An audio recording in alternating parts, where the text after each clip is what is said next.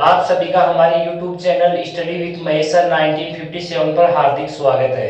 बच्चों, कल की क्लास में अपन ने बात की थी प्रतिरोधों के संयोजन से संबंधित न्यूमेरिकल्स क्वेश्चनों की बात की थी। आज हम उसी कड़ी को आगे बढ़ाते हुए क्वेश्चन संख्या 4 पर पहुंचते हैं। कल अपने पास क्या था, सिर्फ प्रतिरोध का मान दिया हुआ था और तुल्य प्रतिरोध निकालना था, परिपथ चित्र नहीं थे। आज का प्रश्न में अपन बात करते हैं कि जब हमारे पास परिपथ चित्र दिए हुए हों और प्रतिरोध का मान दिया हुआ होता है तो हम तुल्य प्रतिरोध कैसे ज्ञात करते हैं। तो चलिए देखिए बच्चों, यहाँ देखिए इसमें अपने एक परिपथ है अपने पास और इसमें 3 प्रतिरोध जुड़े हुए हैं।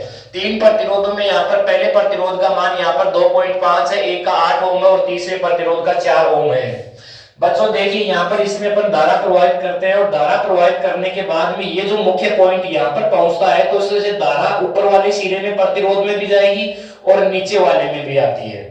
तो अब इसमें यहाँ पर ये हो जाता है कि जब एक ही में धारा प्रवाहित हो, मतलब यहाँ से जो धारा चलती है ये अगर इसी प्रतिरोध में प्रवाहित होती है तो हम इसको और इसको श्रेणी क्रम में जोड़ते हैं। अगर ये धारा इसी प्रतिरोध से होती हुई इसमें पहुंचती है तो हम इसको और इसको श्रेणी क्रम में जोड़ते हैं। लेकिन इस बिंदु से दोनों प्रतिरोधों में धारा प्रवाहित होगी, ऊपर वाले में भी और नीचे वाले में भी। तो हम यहाँ पर करेंगे क्या, हम यहाँ पर ये करेंगे कि इन दोनों को हम किसमें जोड़ते हैं, समांतर क्रम में जोड़ेंगे। समांतर क्रम में जो इन दोनों का मान आएगा वो इस श्रेणी क्रम में जोड़ दिया जाएगा और अपने पास तुल्य प्रतिरोध हो जाएगा। तो चलिए बच्चों देखते हैं, इसका हल करते हैं। पहले हमारे पास समांतर क्रम संयोजन में हम कहेंगे कि 8 ओम और 4 ओम को समांतर क्रम संयोजन में जोड़ने से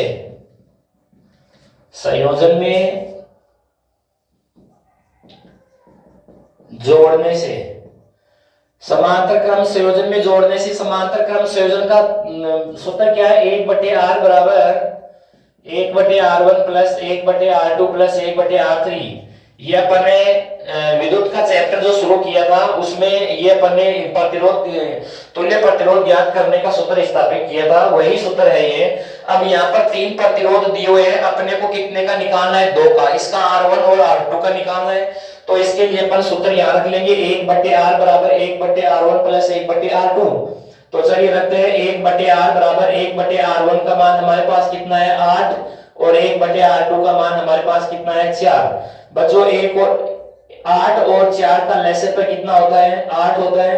8 का भाग 8 में 1 बार देंगे, 1 बार जाएगा और 4 का 2 बार, तो कितना हो गया 3/8। तो r बराबर कितना हो जाता है हमारे पास,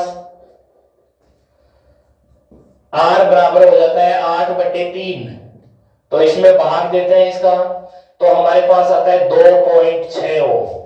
8 में 3 का भाग देते हैं तो कितना ओम आता है, 2.6 ओम। अब देखिए बच्चों इसको, यहाँ पर हमारे पास इन दोनों का मिलाकर के कितना है 2.6 ओम है इन दोनों का, अर्थात 8 ओम का और 4 ओम का, दोनों को मिलाया, दोनों को मिलाने से हमारे पास कुल प्रतिरोध आया 2.6। चलिए अब इस 2.6 में ये जोड़ते हैं तो ये हमारे पास परिपथ अब इस प्रकार से बन जाएगा, ये बन गया हमारे पास। और ये कितना था पहले वाला 2.5 ओम और इन दोनों का मिलाकर के हमारे पास टोटल कितना है 2.6 ओम। अब ये दोनों एक ही धारा प्रवाहित होगी, दोनों में एक ही धारा प्रवाहित होगी, जो धारा इसमें प्रवाहित होगी वही धारा इसमें प्रवाहित होगी। तो चलिए श्रेणी क्रम के लिए अपन सूत्र लगाते हैं, R बराबर R1 plus R2 plus R3। लेकिन हमारे पास यहाँ पर प्रतिरोध कितने हैं, 2, ये R1 और ये R2। तो R बराबर क्या हो जाएगा, R बराबर R1 प्लस R2 बराबर R1 का मान हमारे पास 2.5 है प्लस R2 का मान 2.6। तो बच्चों ये 5.1 ओम हो जाता है। तो ये तो हो गया पहला प्रश्न, इसमें किसी प्रकार का डाउट नहीं होना चाहिए। इसमें पहले हमने क्या किया, 2 को अपन ने समांतर क्रम में जोड़ करके इसको श्रेणी क्रम में बदल दिया और श्रेणी क्रम में इन दोनों का जो मान हमारे पास आया वो मान इस श्रेणी क्रम वाले प्रतिरोध से जोड़ देते हैं। तो इसका तुल्य प्रतिरोध जो होता है वो हमारे पास आता है 5.1 ओम। चलिए बच्चों अगला प्रश्न, दूसरा प्रश्न है हमारे पास इस प्रकार से। सेम आप अगर इसका कंसेप्ट समझ जाओगे, मैं कहता हूं बच्चों आप जिंदगी भर नहीं भूल पाओगे इन प्रश्नों को। देखिए इसमें धारा प्रवाहित की जाती है। अपन ने वैसे समांतर क्रम संयोजन और श्रेणी क्रम संयोजन जहां पर पढ़ा था वहां पर हमने बात की थी कि श्रेणी क्रम संयोजन में जो धारा होती है वो एक ही मान की प्रवाहित होती है, जबकि समांतर क्रम संयोजन में धारा अलग अलग मान की प्रवाहित होती है। जैसे अभी मैंने आपको बताया कि ये परिपथ है, ये श्रेणी क्रम का है, इस परिपथ में इस प्रतिरोध में जो धारा बहेगी वही इसमें बहेगी।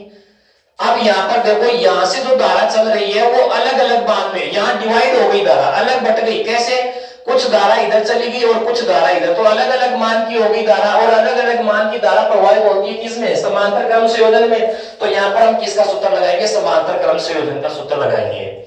चलिए अब आगे देखते हैं। यहां पर इसमें धारा प्रवाहित की, यहां पर मुख्य इसका मेन पॉइंट, यहां देखिए आप, ये इसका मेन पॉइंट आ जाता है। यहां पर बच्चों यहां से मैंने धारा प्रवाहित की है, तो जरूरी नहीं है कि जो पूरी धारा मैंने यहां से प्रवाहित की है वो इधर ही चली जाएगी, जरूरी नहीं है।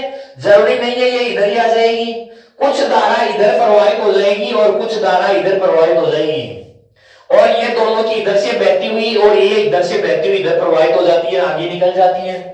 तो चलिए देखते हैं, जो धारा मैंने यहाँ पर प्रवाहित की है, मान लीजिए इस धारा में से कुछ धारा यहाँ पर चाहे वो 1 एम्पियर की प्रवाहित हुई हो चाहे 2 एम्पियर की, अगर यहाँ पर जैसे 1 एम्पियर की धारा प्रवाहित हुई है तो वही धारा इस प्रतिरोध में प्रवाहित होगी कि नहीं होगी? होगी। जैसे मान लीजिए यहाँ पर 1 एम्पियर की धारा इस प्रतिरोध में प्रवाहित होती है तो 1 एम्पियर की धारा ही इस प्रतिरोध से प्रवाहित होगी। दूसरी बात, अगर 1 एम्पियर की धारा इस प्रतिरोध से प्रवाहित हो रही है तो 1 एम्पियर की धारा ही इससे प्रवाहित होगी। तो इसमें आपको क्या समझ में आया? इसमें यह हुआ कि ये दोनों किस में जोड़े जाएंगे? श्रेणी क्रम में। ये दोनों श्रेणी क्रम में जोड़े जाएंगे और ये दोनों भी किस में जोड़े जाएंगे? श्रेणी क्रम में जोड़े जाएंगे। बच्चों देखो, एक मैं दूसरा परिपथ बनाता हूं इसका।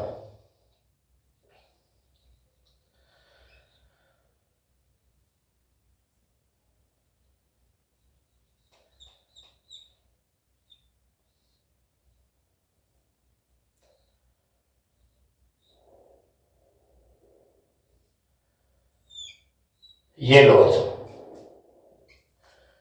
ये परिपथ बन गया। ये बना कैसे? इन दोनों को जोड़ा, इन दोनों को जोड़ने से ये बना और इन दोनों को जोड़ने से ये बना। मान अपने को पता नहीं कितना है, अभी वो निकालेंगे तब पता चलेगा। लेकिन इस परिपथ को पहले अपन श्रेणी क्रम में जोड़ करके और बाद में समांतर क्रम में जोड़ेंगे। चलिए देखते हैं, श्रेणी क्रम में जोड़ते हैं। तो श्रेणी क्रम में इसका मान हमारे पास कितना है? 3, और इसका कितना है? 3। तो R1 प्लस R2, ये R1 और ये R2, 3 प्लस 3 कितना हो गया? 6 ओम। तो ये तो हो गया इसका मान हमारे पास 6 ओम। दूसरा है हमारे पास 6 ओम और 6 ओम, तो 6 और 6 ये भी किसमें जुड़े हुए हैं? श्रेणी क्रम में। तो ये कितना हो गया? 6 प्लस 6 बराबर 12 ओम। ये हमारे पास हो गया। अब ये आपको पता नहीं कौन से क्रम में जुड़ा हुआ है, अब मैं बता दूं। यहां से मैंने इसमें धारा प्रवाहित की तो कुछ धारा इधर प्रवाहित हो जाएगी और कुछ धारा इधर प्रवाहित हो जाएगी, तो इसका मतलब समान मान की धारा तो प्रवाहित नहीं हो रही ना। जो धारा, जरूरी नहीं है कि जो धारा इसमें प्रवाहित हो रही है वही समान मान की धारा इसमें प्रवाहित हो। इसलिए अर्थात धारा का मान अलग अलग बह रहा है, तो इसका मतलब यह है कि ये कौन सा क्रम में जुड़ा हुआ है? समांतर क्रम में। तो समांतर क्रम का अपन यहां पर सूत्र लगाएंगे, 1/R बराबर 1/R1 प्लस 1/R2। R1 ये R1 है और ये R2, तो रख दो मान 1/R बराबर 1/R1 का मान 6 प्लस 1/R2 का मान 12 ओम। तो कितना हो जाएगा? 6 और 12 का लेसे पे 12 हो जाएगा। 6 दूनी 12 और 12 एकम 12, 3/12। तो R बराबर कितना हो जाएगा? 12/3 बराबर 4 ओम। यह आ गया हमारे पास इस परिपथ का तुल्य प्रतिरोध 4 ओम। बच्चों समझ में आया? इसको अपन ने क्या किया है? इसको अपन ने श्रेणी क्रम में निकाला है। श्रेणी क्रम में का मतलब R बराबर R1 प्लस R2। R1 का मान 3, R2 का मान भी कितना है? 3। तो 3 प्लस 3 बराबर 6 ओम।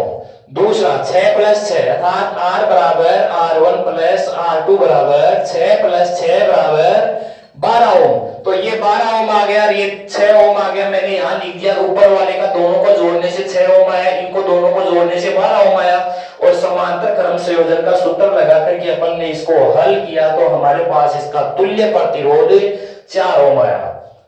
बच्चों ये एक प्रश्न हुआ, अगले प्रश्न पे अपन बात करते हैं। एक बार इसको देख लो, आप इसका स्क्रीनशॉट लेना चाहते हो तो ले लो। करते हैं तो पांचवा प्रश्न अपना शुरू होता है कि 2 ओम 3 ओम तथा 5 ओम के प्रतिरोधकों को श्रेणी क्रम में, कौन से क्रम में जोड़ा जाता है? श्रेणी क्रम में जोड़ा जाता है। तो यदि संयोजन के दोनों सिरों पर 30 वोल्ट की बैटरी से अगर जोड़ दिया जाए प्रतिरोधों को, तो प्रतिरोध के सिरों के बीच उत्पन्न क्या करना है? विभवांतर ज्ञात करना है। बच्चों यहां पर पहले ये देखिए, यहां पर हम बात कर रहे हैं कि 2 ओम 3 ओम और 5 ओम के प्रतिरोधकों को श्रेणी क्रम में जोड़ा जाता है, एक श्रेणी में जोड़ा जाता है। जैसे मान लीजिए मैं यहां पर एक परिपथ बनाता हूं, ये प्रतिरोध R1, ये प्रतिरोध R2 और ये प्रतिरोध R3, 3 प्रतिरोध हमने यहां पर बनाए हैं, ये धारा प्रवाहित करते हैं इसमें। 2 ओम पहला प्रतिरोध, ये R1 है, 2 ओम है, R2 3 ओम और R3 5 ओम। यदि संयोजन के दोनों सिरों पर 30 वोल्ट की बैटरी, इसको इस प्रकार से एक 30 वोल्ट की बैटरी से क्या कर दिया जाता है? संयोजित कर दिया जाता है, जोड़ दिया जाता है। ये लो मैंने पूरा परिपथ ही बना दिया है। ये इसमें धारा प्रवाहित हो रही है, अभी पता नहीं अपने को धारा किस मान की प्रवाहित हो रही है। तो 30 वोल्ट की बैटरी से संयोजित कर दिया जाता है। तो प्रतिरोध के सिरों के बीच उत्पन्न विभवांतर ज्ञात कीजिए। तो पहले तो अपन इसको क्या करते हैं?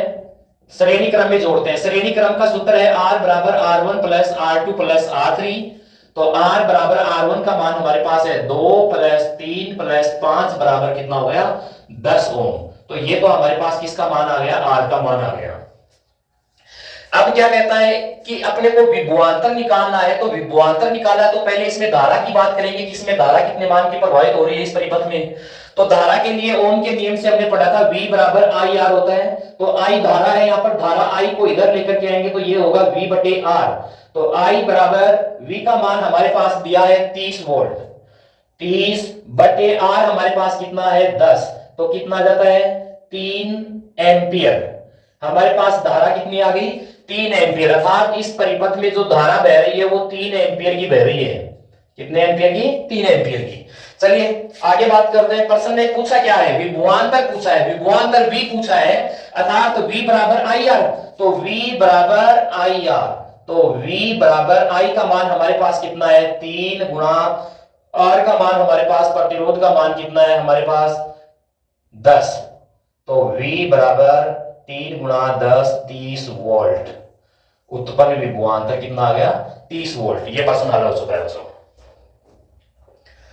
चलिए आगे देखते हैं। अब देखो वोल्ट कहां जोड़ा जाता है? इसमें एक में अलग अलग होते हैं। हालांकि अगर इसकी बात की जाए कि भाई कौन से प्रतिरोध की बात कर रहे हैं यहाँ पर, तो यहाँ पर अपन ने कुल जो प्रतिरोध कुल जो वोल्ट निकाला है, विभवांतर निकाला है, वो हमारे पास 30 ओम आया है। तो चलिए बात करते हैं, अलग अलग निकालना आएंगे इसमें। अलग अलग निकालने के लिए इसमें क्या करेंगे अपन? जैसे 2 ओम है, ये 3 है, ये 5 ओम है। तो V बराबर आई आर होता है। तो V, अब यहाँ पर देखो वोल्ट भी अलग अलग है। जैसे ये एक है, ये V1, ये V2 और ये है अपना V3। तो V बराबर, आप धारा निकालें तो इसमें विभवांतर निकालेंगे तो यहां पर I का मान इसमें एक ही रहता है। अभी अपन ने पहले भी बात की थी और कल की क्लास में भी बात की थी कि श्रेणी क्रम संयोजन में जो धारा बहती है वो एक ही मान की बहती है। तो I यहां पर R है, लेकिन यहां पर R1 प्रतिरोध है, R1। तो V बराबर I का मान हमारे पास कितना है? 3 गुणा R1 प्रतिरोध का मान कितना है हमारे पास? 2। तो 3 दूनी 6 वोल्ट। अर्थात ये जो प्रतिरोध है, R प्रतिरोध है, R1 प्रतिरोध में जो धारा प्रवाहित हो रही है वो जो विभवांतर उत्पन्न हो रहा है वो 6 वोल्ट का उत्पन्न हो रहा है। फिर चलते हैं आगे, R2 प्रतिरोध में निकालते हैं। तो R2 प्रतिरोध में निकालेंगे तो क्या होगा? IR2, I का मान वही है हमारे पास 3, धारा समान मान की बहती है। R2 का मान कितना है? 3। तो 3 कितने हो गए? 3 3 9 वोल्ट विभवांतर उत्पन्न हो रहा है। आगे बात करते हैं अपन R3 प्रतिरोध में प्रवाहित उत्पन्न जो विभवांतर है उसकी बात करें। तो IR3, I का मान हमारे पास कितना है? 3 गुणा R3 का मान 5 ओम। तो कितना हो गया? 15 वोल्ट विभवांतर। तो अब आज जो आपको एक बात और बताना चाहूंगा मैं आपको कि यहाँ पर जो मतलब जितने वोल्ट की बैटरी से इसको संयोजित किया जाता है, जैसे इसको 30 वोल्ट की बैटरी से संयोजित किया गया है। अब यहाँ पर तीनों प्रतिरोधों के बीच में जो उत्पन्न विभवांतर हो रहा है, जैसे R1 प्रतिरोध, R2 और R3 प्रतिरोध के सिरों के बीच में जो उत्पन्न विभवांतर है वो 30 होना चाहिए, तीनों का मिलाकर के 30 होना चाहिए, तो ये अपना प्रश्न सही है वरना गलत है। देख लीजिए आप यहाँ उत्तर की भी जांच कर सकते हैं। 6 पहले प्रतिरोध में 6 वोल्ट विभवांतर उत्पन्न हो रहे हैं, दूसरे प्रतिरोध में 9 वोल्ट विभवांतर उत्पन्न हो रहे हैं और तीसरे प्रतिरोध के सिरों के बीच में उत्पन्न विभवांतर 15 वोल्ट है। तो इन तीनों को जोड़ते हैं तो हमारे पास कितना आता है, टोटल विभवांतर 30 वोल्ट आता है। अगला प्रश्न बहुत अच्छा प्रश्न है बच्चों। किसी चालक में प्रति सेकंड प्रवाहित होने वाले इलेक्ट्रॉनों की संख्या ज्ञात कीजिए जब धारा 1 एम्पियर बह रही हो। बहुत ही अच्छा प्रश्न है कि जब चालक में 1 एम्पियर धारा प्रति सेकंड प्रवाहित होती है, मतलब समय दिया है यहाँ प्रति सेकंड मतलब 1 सेकंड, प्रवाहित होने वाले इलेक्ट्रॉनों की संख्या ज्ञात कीजिए। चलिए बच्चों बात करते हैं, हमारे पास यहाँ पर क्या दिया हुआ है, यहाँ पर हमें समय दिया हुआ है t, हल करते हैं इसको। तो समय t दिया हुआ है कितना सेकंड है, 1 सेकंड है। अच्छा धारा आई हमारे पास कितनी है, 1 एम्पियर, 1 एम्पियर धारा प्रवाहित हो रही है। तो हमने चैप्टर के शुरुआत में बात की थी कि हम पढ़े थे कि Q बराबर क्या होता है, NE, Q बराबर NE होता है। और इसके अलावा अपने एक और पढ़ा था Q बराबर IT। देखना बच्चों वहां पर जब क्लास हमने शुरू की थी तो Q बराबर IT, Q बराबर IT, इन दोनों की अपन ने बात की थी। आगे अगर अपन बात करें इसमें तो इसको अपन क्या रख देंगे, Q बराबर NE और Q बराबर IT, तो हम इसको इस प्रकार से लिखते हैं NE बराबर IT, NE बराबर क्या हो गया, IT। अब देखो अपने को क्या ज्ञात करना है, यहाँ पर इलेक्ट्रॉनों की संख्या अपने को ज्ञात क्या करना है, इलेक्ट्रॉनों की संख्या ज्ञात करनी है। तो N ज्ञात करना है अपने को, तो यहाँ पर देखिए N इंटू E। बच्चों E का मान, E यहाँ पर आवेश है इलेक्ट्रॉनों पर, और इसका मान कितना होता है, इलेक्ट्रॉनों पर आवेश का मान होता है 1.6 गुणा 10 की पावर माइनस 19 कूलम। एक इलेक्ट्रॉन पर आवेश का मान, यह आपको याद करना पड़ेगा। E का मान मैं यहां लिख देता हूं, E का मान एक इलेक्ट्रॉन पर आवेश 1.6 गुणा 10 की पावर माइनस 19 कूलम होता है। चलिए आगे बात करते हैं, बराबर I यहां पर हमारे पास कितना था, 1 गुणा T, समय कितना है 1। तो चलिए बात करते हैं N ज्ञात करते हैं, N को निकालते हैं। तो N बराबर 1 को 1 से गुणा करते हैं, 1 बटे 1.6 गुणा 10 की पावर माइनस 19 कूलम। आगे देखो बच्चों N बराबर, यहां से हम पॉइंट उठाएंगे, ऊपर 0 हो जाएगा तो ऊपर 10 हो जाएंगे, नीचे 16 हो जाएंगे। 10 बटे 16 गुणा 1 गुणा 10 की पावर माइनस 19 कूलम। बच्चों यहां से अपन क्या करते हैं, घात को ऊपर लेकर के जाएंगे, तो 10 गुणा ऊपर घात जाएगी तो ये किसकी हो जाएगी, प्लस की, बटे 16। 2 से काट दो इसको, 2 से काटेंगे तो ये 8, ये कितने हो जाएंगे 5। आगे हल करें, 5 गुणा 10 की पावर 19 बटे 8। अब क्या करते हैं अपन, यहां पर घात कितनी है 19, अर्थात यहां पर 19 जीरो लगे हुए हैं 1 के, तो मैं यहां से 1 जीरो यहां पर ले आऊं, 5 को दे दूं तो यहां पर 50 हो जाएंगे। और ये अपन क्यों ले रहे हैं, ये अपन ले रहे हैं कि अपने को भाग करने में यहां पर आसानी हो जाएगी। तो हम यहां पर क्या करते हैं, एक जो घात है ये अर्थात ये 1 जीरो, 19 जीरो में से 1 जीरो 5 को दे देगा तो 5 के पास में 50 हो जाएंगे और यहां पर 18 हो जाएंगे। तो क्या हो जाएगा 50 गुणा 10 की पावर 18 बटे 8। अब अपने को 50 में 8 का भाग लगाना है, 8 का भाग लगाते हैं, 8 छिके 48, 2 0, 8 दूनी 16 और 8 पंजू 40, 6.25। तो हमारे पास क्या जाता है 6.25 गुणा 10 की पावर 18। क्या ज्ञात करना है, इलेक्ट्रॉनों की संख्या। तो 6.25 गुणा 10 की पावर 18 इलेक्ट्रॉन। ये प्रश्न हो गया बच्चों। आज की क्लास में अपन ने 4 प्रश्नों की बात की है। अगर इस 4 प्रश्नों में आपको किसी प्रकार की कोई दिक्कत है, आपको ये समझ में नहीं आया हो, या आपको ऐसे लगता है कि भाई यहाँ पर ऐसे किस प्रकार से हुआ,